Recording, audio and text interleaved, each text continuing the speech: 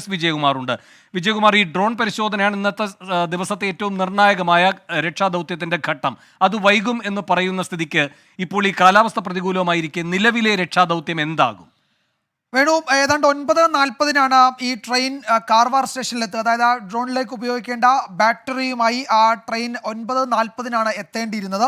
അത് അവിടെ നിന്ന് ആ ബാറ്ററി കളക്ട് ചെയ്ത് കാർവാർ സ്റ്റേഷനിൽ നിന്ന് ഏതാണ്ട് ഒരു മണിക്കൂറോളം യാത്ര ചെയ്യേണ്ടതുണ്ട് ഈ ദൗത്യ മേഖലയിലേക്ക് എത്താൻ. എന്ന് വെച്ചാൽ ഏതാണ്ട് ഒരു 9:40 9:45 എത്തിയാൽ 10:45 11 ഈ ബാറ്ററി ഈ സംഭവ സ്ഥലത്തേക്ക് എത്തിക്കാൻ കഴിയും എന്നാണ് നമ്മൾ പ്രതീക്ഷിക്കുന്നത്. അതിനുശേഷം ഒരു 1.5 മണിക്കൂറിനുള്ളിൽ അതിന് പ്രവർത്തിക്കാൻ കഴിയും. അപ്പോഴേക്കും ഏതാണ്ട് ഡ്രോൺ നിരീക്ഷണ സംവിധാനം ഒരുക്കാൻ ഒരു 12 മണി 12-12:30 പറ്റും എന്നുള്ളതാണ്. കാരണം ഈ ബാറ്ററി അതിൽ ഘടിപ്പിക്കണം, പിന്നെ അത് അസംബിൾ ചെയ്ത ഒരു യൂണിറ്റാക്കി മാറ്റണം, അതിന് സമയമെടുക്കും. അപ്പോഴൊരു 1 മണിക്ക് മുമ്പ് നമുക്ക് ഡ്രോൺ പരിശോധന നടത്താൻ കഴിയും എന്നുള്ളതാണ് ഇപ്പോഴത്തെ നിലയിൽ നമുക്ക് അനുമാനിക്കാൻ കഴിയുന്നത്. അതാണ് ഈ സമയം. ഇപ്പോൾ 9:40 ട്രെയിൻ കൃത്യമായി രാജധാനിയാണ് എത്തിയിട്ടുണ്ടെങ്കിൽ അതിപ്പോൾ ഓൺ ദ വേ ആയിരിക്കും. ഈ സംഭവ സ്ഥലത്തേക്ക് ആ ബാറ്ററി എത്തിക്കുകയായിരിക്കുമെന്ന് കരുതുന്നു. അങ്ങനെയാണെങ്കിൽ ഒരു 12:30 1 മണി ആ സമയമാകുമ്പോഴേക്കും നമുക്ക് ആ ഡ്രോൺ അവിടെ പ്രവർത്തിപ്പിക്കാൻ കഴിയും എന്നാണ്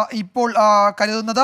ഇപ്പോഴത്തെ സാഹചര്യത്തിൽ ആ മുങ്ങൽ വിദഗ്ധർക്ക് പുഴയിൽ ഇറങ്ങാൻ കഴിയില്ല എന്നതാണ് ഏറ്റവും ഒടുവിലും അവിടെ നിന്ന് വരുന്ന വിവരം. നിലവിൽ അവർക്ക് അവിടേക്ക് ഇറങ്ങാൻ പറ്റുന്ന ഒരു സാഹചര്യമില്ല. മഴ തുടരുകയാണ്, ഇടയ്ക്കിടയ്ക്ക് മഴ പെയ്യുന്നുണ്ട്. ഈ പുഴയിലെ ഒഴുക്ക് നേരത്തെ അത് ഡിഫൻസ് PRO വ്യക്തമായി പറഞ്ഞതാണ്. അത് 2 നോട്ട്സിലേക്കൊക്കെ എത്താതെ അത് പറ്റില്ല. കാരണം ഇന്നലെ 20 ആയിരുന്നു, അത് 2ലേക്ക് എത്തുക എന്ന് പറയുന്നത് ഈ സമയത്ത് എത്രത്തോളം എളുപ്പമാണെന്ന് എനിക്കറിയില്ല. കാരണം ഇതിൻ്റെ പ്രഭവ കേന്ദ്രങ്ങളിലും ചുറ്റുപാടുമൊക്കെ രാത്രിയിലും പുലർച്ചെയും ഒക്കെ മഴ പെയ്തു എന്നാണ് മനസ്സിലാക്കാൻ കഴിയുന്നത്.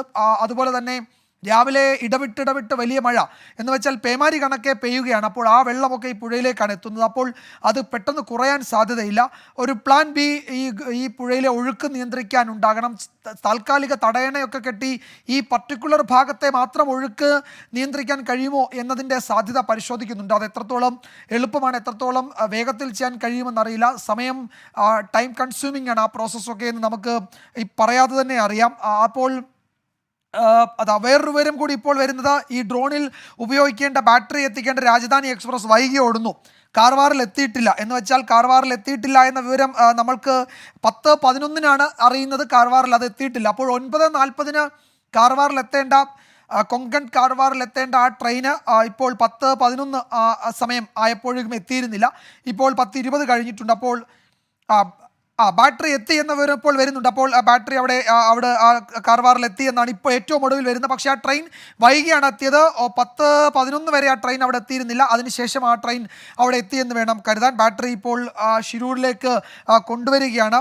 അപ്പോൾ അവിടെ വീണ്ടും കാറ്റും മഴയും പെയ്യുന്നുണ്ട്. കാറ്റുണ്ട്, ശക്തമായ കാറ്റടിക്കുന്നുണ്ട്, മഴ പെയ്യുന്നുണ്ട് എന്ന വിവരം വരുന്നുണ്ട്. അപ്പോൾ പുഴയിലെ ജലനിരപ്പ് കുറയ്ക്കുക എന്നതാണ് ഏറ്റവും പ്രധാനപ്പെട്ടത്. പുഴയിലെ ഒഴുക്ക്, ജലനിരപ്പല്ല ഒഴുക്ക് കുറയുക, അല്ലെങ്കിൽ അത് കുറയ്ക്കുക എന്നതാണ് ഏറ്റവും പ്രധാനം. അതിന് വേണ്ടുന്ന ബദൽ മാർഗങ്ങളെപ്പറ്റി ആലോചിക്കുന്നുണ്ട്. ഏതാണ്ട് 5 പേരടങ്ങുന്ന ഒരു നാവികസേനാ സംഘം ആഴങ്ങളിലേക്ക് പോകും എന്നാണ് മനസ്സിലാക്കുന്നത്. അവരായിരിക്കും പ്രാഥമികമായി ദൗത്യത്തിൽ ഏർപ്പെടുക. അവർ ഈ പുഴയുടെ ആഴങ്ങളിലേക്ക് പോകും. ഡിഫൻസ് PRO പറഞ്ഞതനുസരിച്ച് ഈ സിഗ്നൽ കണ്ടെത്തിയ ഭാഗത്ത് അവർ പരിശോധന നടത്തും. ഈ ട്രക്കിലേക്ക് അവർക്ക് എത്താൻ കഴിയുമോ എന്നതാണ് ആദ്യം പരിശോധിക്കേണ്ടത്. അവർക്ക് അതിലേക്ക് എത്താൻ കഴിഞ്ഞാൽ അതിൻ്റെ ക്യാബിൻ പരിശോധനയാണ് പിന്നീട് ബാക്കിയുള്ളത്. ആ ക്യാബിൻ പരിശോധനയിൽ അർജുൻ അതിലുണ്ടെങ്കിൽ അർജുനെ അവിടെ നിന്ന് മുകളിലേക്ക് കൊണ്ടുവരാൻ വേണ്ടുന്ന ക്രമീകരണങ്ങളാണ് അവരുടെ പക്കൽ ഉണ്ടാകുക.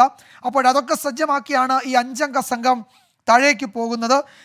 പക്ഷേ ഇതുവരെയും അവർക്ക് അങ്ങനെ ഒരു പരിശോധനയ്ക്ക് ഒരു ആഴത്തിലേക്ക് പോകാൻ പറ്റുന്ന ഒരു സാഹചര്യം, ഒരു ഭൗതിക സാഹചര്യം ആ പുഴയിൽ ഗംഗാവാലിയിൽ രൂപപ്പെട്ടു വന്നിട്ടില്ല എന്നതാണ് ഖേദകരമായ ഒരു കാര്യം. അതിനനുകൂലമാകുന്ന ഒരു സാഹചര്യം എപ്പോഴുണ്ടാകുമെന്നറിയില്ല.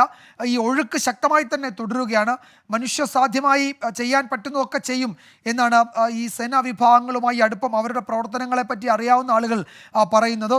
എപ്പോഴാണോ അത്തരത്തിൽ അവർക്ക് അവിടെ ഇറങ്ങി പരിശോധന നടത്താൻ കഴിയുക, അതായിരിക്കും ഇതിലെ ഏറ്റവും നിർണായകമായ ഒരു പോയിന്റ്. അതുതന്നെയാണ് നമ്മൾ ഈ കാണുന്നതാണ് ദൗത്യത്തിൻ്റെ ഏറ്റവും കോർ ഏരിയ. അവിടെ ദൗത്യത്തിന് മുന്നോടിയായി മണ്ണ് നീക്കം ചെയ്യുന്നതടക്കമുള്ള അനുബന്ധ ജോലികൾ അവിടെ പുരോഗമിക്കുന്നുണ്ട്. അതിനപ്പുറത്തേക്ക് ഏറ്റവും പ്രധാനം 2 കാര്യങ്ങളാണ്. ഒന്ന്, ഈ ഡ്രോൺ അവിടെ എത്തി ഡ്രോൺ നിരീക്ഷണം, ഈ വാഹനത്തിൻ്റെ ലൊക്കേഷൻ, അതിൻ്റെ ക്യാബിനൊക്കെ കൃത്യമായി കണ്ടെത്തണം. അതാണ് ആദ്യം വേണ്ടത്. ക്യാബിനാണ് നമ്മുടെ ശ്രദ്ധാകേന്ദ്രം, നമ്മുടെ പോയിന്റ് ക്യാബിനാണ്. ക്യാബിനിലേക്കാണ് നമുക്ക് ആദ്യം പോകേണ്ടത്. അവിടെയാണ് നമ്മൾ ഇന്ന് ആദ്യം പരിശോധന നടത്താൻ പോകുന്നത്. അവിടെ നിന്നാണ് നമുക്ക് നിർണായക വിവരങ്ങൾ ലഭിക്കുകയും വേണ്ടത്. അപ്പോൾ അതിന് ആ പരിശോധനയ്ക്ക് അനുകൂലമായ ഒരു ഭൗതിക സാഹചര്യം ഗംഗാവാലി നദിയിൽ രൂപപ്പെട്ടിട്ടില്ല എന്നാണ് അറിയുന്നത്. അപ്പോൾ കാർവാർ സ്റ്റേഷനിൽ നിന്ന് ആ ബാറ്ററി ഷിരൂരിലേക്ക് എത്തുകയാണ്.